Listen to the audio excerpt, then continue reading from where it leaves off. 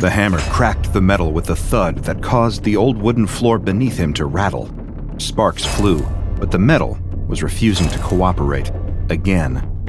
Dripping sweat, he cursed under his breath and wiped his greasy hands on his pants. The place smelt of burnt oil, rust, and desperation, like the result of every other half-finished experiment scattered across the room. The basement had become a dumpster of failure, its floor littered with discarded weapons. The latest one, a mangled piece of junk, lay there with the others, looking just like the rest, a trophy of his mistakes. It was hot, too hot. But then again, there was no air conditioning in the makeshift lab. Not that the heat bothered him.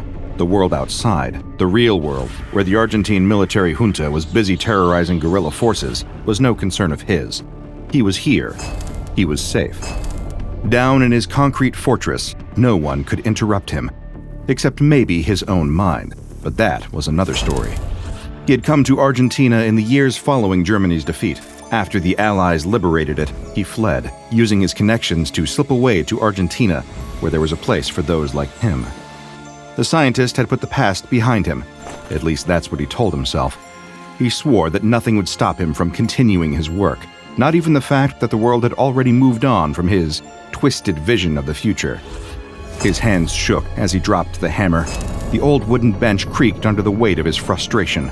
For years, he'd tried to force this alien metal to cooperate, thinking it could be perfected. But it was inconsistent. It didn't bend to his will. Not yet.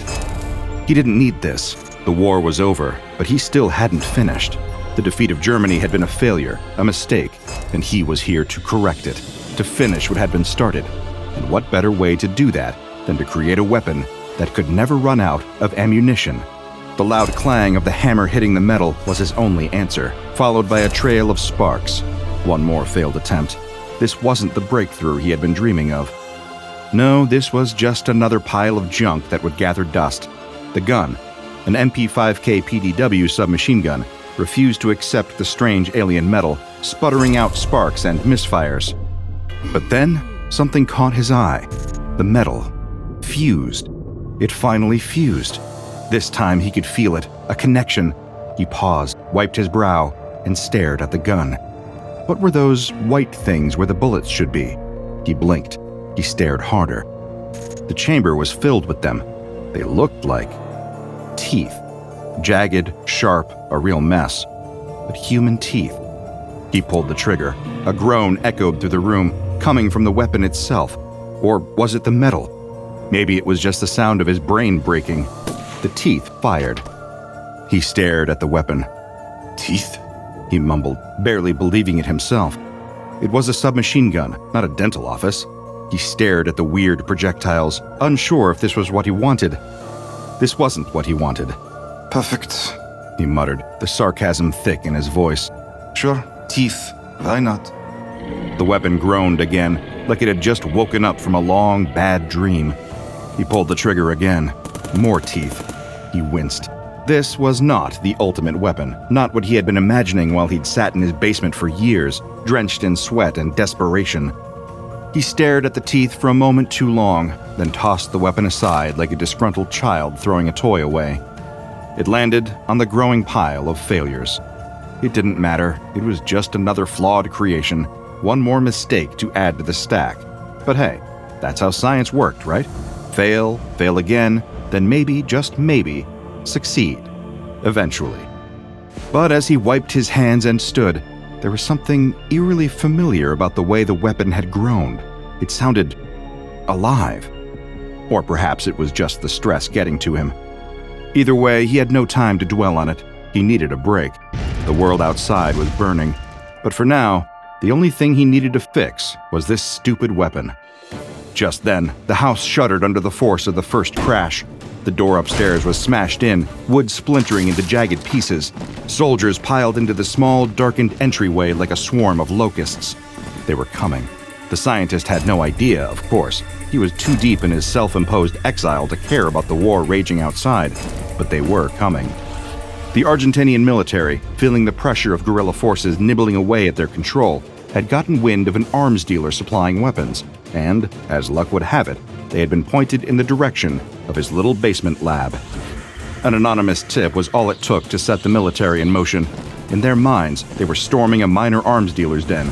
They didn't know he was a Nazi scientist, still hiding out in the shadows of a war that had ended decades ago. They didn't know they were about to bust in on a man who was redefining the future of weapons with teeth. The sound of boots thumping on the floorboard echoed through the house. The soldiers closed in fast. The scientist didn't register the intrusion. By the time he heard them, it was already too late. A soldier's voice shouted from above. It was muffled, but it was enough to snap the scientist into reality.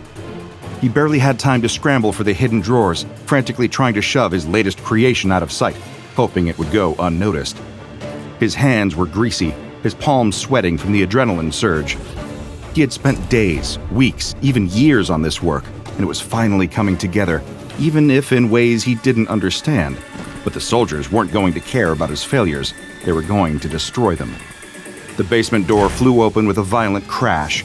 The scientist barely had time to reach for the nearest tool, a wrench, before he found himself staring up at the barrel of a rifle. A grizzled soldier stood there, framed in the doorway, eyes wide with the confidence that only a man with a weapon could have. The soldier didn't speak.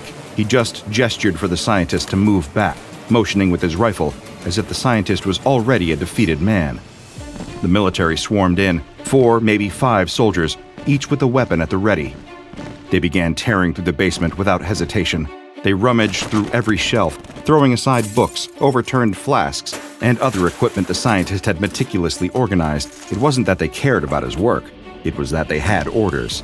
Their eyes skimmed the basement like a scavenger looking for bones, their rifles swishing through the air with each swing. Old furniture was knocked over, clutter tossed aside, and the occasional broken part of an old weapon. The scientist stood against the wall, sweating, his throat dry as he swallowed. There was no way out. He glanced at his creations scattered on the table. What they were looking for was simple. Anything that could be used against them. Anything that didn't belong in a quiet, isolated home. One soldier lifted a rusted grenade off the table, studied it, and tossed it aside, useless. Another grabbed a gun that had long since stopped firing, shook it, and tossed it away in frustration. They didn't even look at the books on the shelves, the notebooks that had once carried his genius. To them, it was all just junk. But then, a young soldier found it. He was poking around in a corner, trying to stay low and keep his hands busy. He was just a kid, really, eyes wide with the excitement of being a part of something bigger. As he picked through the mess of discarded guns and strange contraptions, his hands brushed against something cool and smooth. A small shiver ran up his spine, and he glanced around quickly, but no one was paying attention. So, he pulled it out. The weapon. The MP5K PDW. It didn't look like much, at least not in comparison to the other firearms scattered around. It was almost elegant, sleek in a way that didn't seem to fit in with the rest of the gear. The soldier stood still for a moment, staring at it, unsure of what exactly he was holding. His mind didn't quite know how to make sense of it. Was it some secret Nazi weapon? A twisted relic of a bygone era, just like the scientist who'd built it? Maybe, but that didn't matter either. He could already hear the conversations back at base. Where did you get that? How much did it cost? It was a rare find. War memorabilia, a piece of history. He slipped it into his pack, hiding it among the other seized items. No one had to know about it. They wouldn't understand. But he would. The young soldier left the room, keeping the weapon hidden under his gear, his face grinning like a kid who'd just snatched something precious from the mess of war.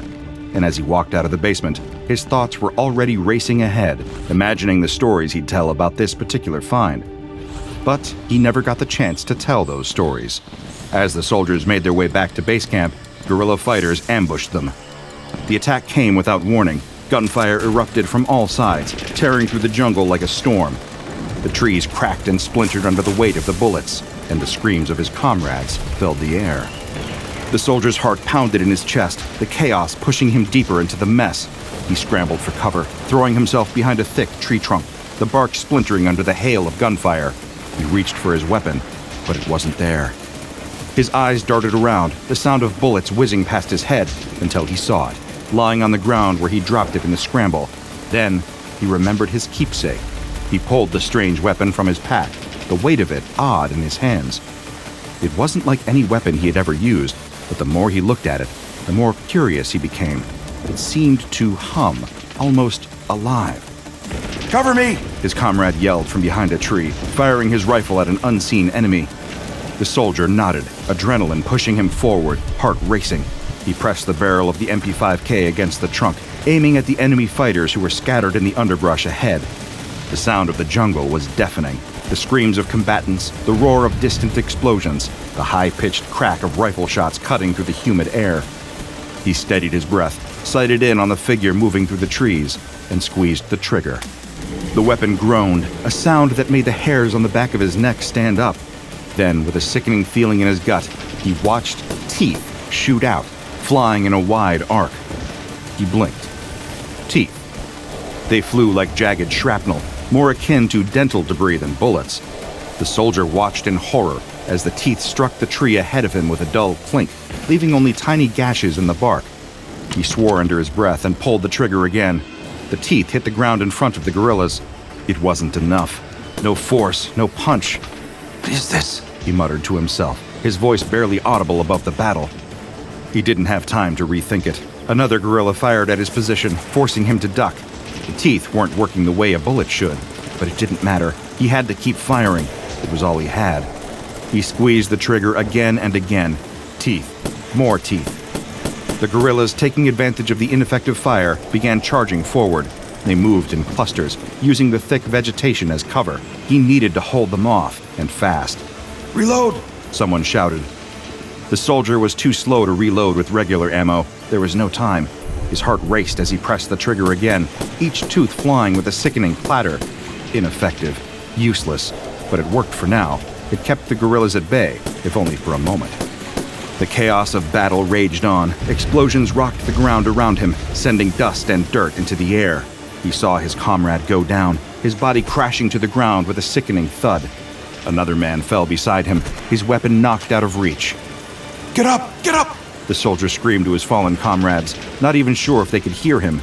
He took a breath, re-aimed, and pulled the trigger again. More teeth. This time, they struck. The gorilla he'd aimed at staggered back, but only from the shock. The teeth weren't lethal. They barely even hurt. The soldier watched as the gorilla raised his weapon, determined to fight back. But it was enough to buy the soldier some time. Just.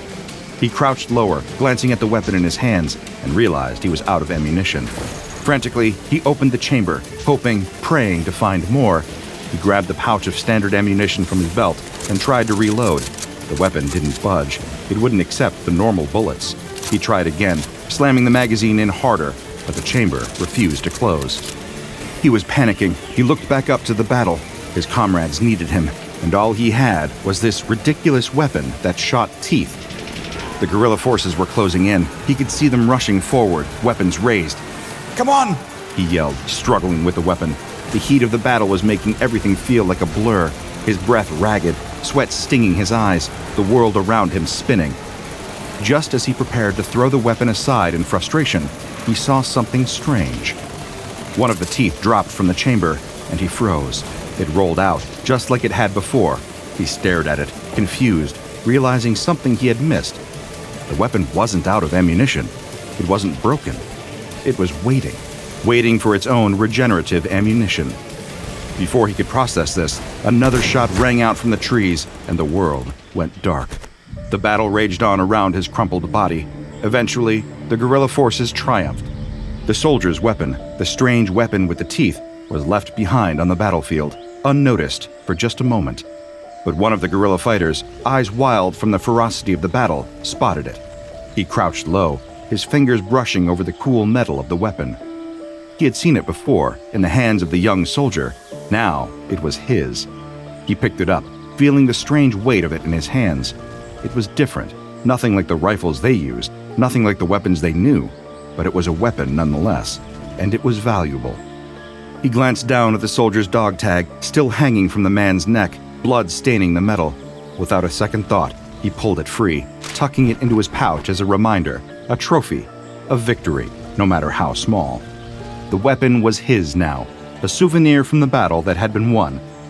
The guerrilla fighter moved through the jungle, the weapon slung over his shoulder, feeling its unfamiliar weight as he trekked back to his small, hidden village.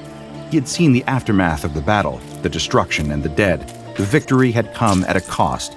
but nothing could prepare him for what awaited him when he reached his home. As he stepped through the trees, he saw the smoke rising in the distance. His heart sank. His stomach twisted.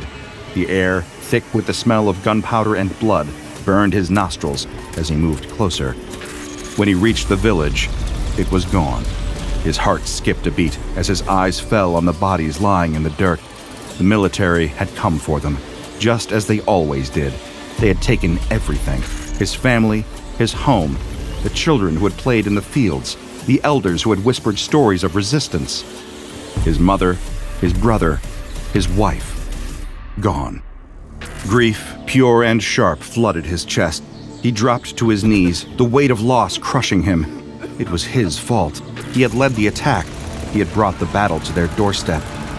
More soldiers were out there. They would pay for this. With trembling hands, he reached for his trophy weapon still hanging off his shoulder.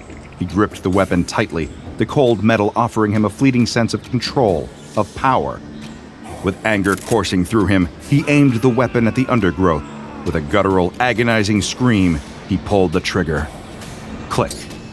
Nothing. The chamber was empty. Confused, he tried to reload it. Why wasn't it working? He twisted, turned, pulled at the magazine, but it refused to budge. In his frustration, he didn't notice the strange sensation at first, but then, as he looked closer, something was changing. The chamber of the weapon was wet, and in the place where the bullets should have been, there were teeth. He stared at the jagged teeth as they formed. It was madness. It was absurd. But it didn't matter anymore. The gravity of the situation hit him. He lowered the weapon, his hands falling to his sides. There was no fight left in him. The world had taken everything. The weapon, the teeth, the pain.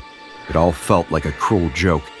And all he could do was stand there, numb, as the groaning weapon in his hands continued to grow its deadly supply of ammunition. There was no reason to stay anymore. The war had taken everything from him. The guerrilla fighter left the village, his heart as empty as the place he had once called home. The weapon was still with him, slung over his back like a cursed prize, a cruel reminder of the violence he had chosen to live by. He made his way out of the jungle, through the streets that had once been alive with the sounds of resistance, and now stood as silent witnesses to the destruction. There was nothing left for him in Argentina, nothing but ghosts. So he left. He packed what little he could, slipping out of the country, away from the conflict that had claimed so much. He headed north, to a place that promised peace, to the United States, a country he had heard of, but never seen. Maybe there, he thought, he could start over. The guerrilla fighter arrived in the United States with little more than the clothes on his back and the weapon still slung over his shoulder. The world was different here, strange and unfamiliar, but for him, it was just another place where he could hide. He wasn't running toward anything. He was running away, from the war, from the faces of the dead, from the screams of his family. And maybe, he thought, he could leave the past behind. Maybe this new land would forget him, just as he hoped to forget the horrors he had witnessed. The guerrilla fighter found a small, quiet town tucked away in a forgotten corner of the world. He rented a small room in a dingy apartment complex, barely enough space for him and his thoughts, let alone the memories. He kept to himself, avoided the neighbors, and never spoke. The days bled into each other. He tried to forget the faces, the blood, the heat of the jungle, the stench of death, but it was always there, lurking just beneath the surface. Solitude became his only companion. His trophy weapon, with its teeth, remained by his side, like a sick, twisted reminder of everything that had been lost. He kept it hidden mostly, but it was always there, always waiting. As the years passed, the guerrilla fighter's paranoia deepened. The world, once a place of revolution and war, now felt like a ticking clock. Time was running out. The man became obsessed with the idea of survival. It wasn't enough to just live. He had to be ready for what came next. The doomsday prepper mentality took hold. He stocked up on everything: cans of food, water, bottles of medicine, and weapons. His small room became a fortress of supplies, stacked high with boxes and crates, like a madman preparing for an apocalypse. He hoarded weapons, a mix of everything he could find: old rifles, handguns, knives, tools, anything that could help him survive when the world came crashing down. He believed it would happen one day. The chaos would come back. He had seen it. He had lived it. He had felt it in his bones, and he would be ready. Every day, he would check his stockpiles, tighten security around his barricaded windows, and watch the news. Everything out there seemed to confirm it. The world was falling apart. Riots in the streets, governments on the brink of collapse, the signs were all there. He had no family, no friends, only his supplies, his weapons, and the weapon with the teeth, a relic of a time he couldn't let go of. The years took their toll. His hair grayed, his skin sagged, his body grew frail, yet his mind remained as sharp as ever. But the weight of solitude wore on him. He refused to confront the trauma of his past. He refused to look at the teeth, to remember the faces of his comrades who had fallen, or the family he had lost in the flames of war. He could no longer tell the difference between the nightmares and his waking life. Every corner of his small, isolated existence was consumed by the fear of what would come next. The world outside passed by without him. The neighbors came and went, their voices and laughter filtering through the walls, but he stayed silent. He had no need for human contact. He was preparing for the worst. His heart raced in the middle of the night, even though the world around him slept peacefully. He checked the locks on his windows, the cans of food stacked high, the weapon with the teeth always close by. Time marched on, but for him, it was just one long, endless day. The future was coming, but he couldn't bear to face it. Fear was all that remained. And then, one day, it came. The end. His body, frail and aging, gave out. No one noticed his passing right away. The neighbors went about their lives, oblivious to the man who had kept to himself for so many years. Days passed before anyone bothered to check on him. He was found alone in his room, surrounded by his supplies and weapons, all of it meaningless in the end. And beside him, still in his cold, stiff hand, was the weapon with the teeth, still waiting. His strange, isolated existence had raised no alarms until the ATF and FBI were notified about the vast arsenal found in his home. When the authorities arrived, the scene was as eerie as it was unsettling. Boxes of food stacked high in the corners, weapons piled like a jumbled treasure trove, and papers scattered haphazardly across the floor. The officers worked through the hoard in silence, cataloging everything they could find, marking the weapons with official tags. It wasn't long before one of them came across something that made him stop in his tracks. Tucked between a rusted rifle and a box of ammo clips, he found the MP5K PDW, its strange, jagged chamber staring back at him. The teeth glinted in the dim light, human-like, unnervingly jagged, as though someone had intentionally jammed them into the chamber. The officer felt his gut twist, a sense of unease creeping into his chest. This was no ordinary firearm. What is this thing? He muttered under his breath, turning the weapon in his hands, unsure whether to be intrigued or horrified. He called over his partner. They examined it together, but neither of them could understand what they were looking at. No one in the department had encountered anything like it. Word got out about the strange weapon soon after, and it didn't take long before the SCP Foundation was alerted. The agents arrived with little fanfare, as they always did, their presence barely noticed amid the ongoing investigation. They moved quickly, their trained eyes scanning the collection for anything that stood out, and when they came across the MP5K PDW with the teeth, they knew they had found something significant. Their training had taught them to spot anomalies like this. The weapon wasn't just unusual, it was anomalous. At first glance, SCP-127 appears to be a standard MP5K PDW submachine gun, which would be nothing out of the ordinary. However, upon further analysis, it has been revealed that aside from its steel and polymer exterior, the entirety of the firearm is organic and alive. This living nature is not immediately obvious, but its biological components are present in every functional part of the weapon. One of the most striking aspects of SCP-127 is its ammunition, which initially appeared to be human-like teeth. DNA testing of these bullets revealed that they do not match any known species on Earth. They are something entirely unique, bizarre in their shape, composition, and origins. SCP-127 features two distinct firing modes, semi-automatic and fully automatic, with an audible groan when switching between the two modes. The weapon's magazine typically holds 60 shots, and once depleted, it takes approximately 3 to 5 days for the ammunition to fully regenerate. Attempts to remove the magazine have been unsuccessful, as it appears to be permanently integrated into the weapon. While SCP-127 does not appear to have any reproductive organs, as determined by scans, it does require water, calcium, and protein to remain functional and sustain its biological components. It is unclear how or why these materials are necessary, but they seem essential for its continued operation. While it poses no more immediate danger than any regular firearm, its unusual properties require specific containment measures. It is to be stored in Weapons Locker 7C when not in use, and kept suspended in a solution rich in calcium and protein to sustain its organic components. Only the research team assigned to SCP-127 is authorized to access it, and all interactions with the anomaly must be carefully monitored.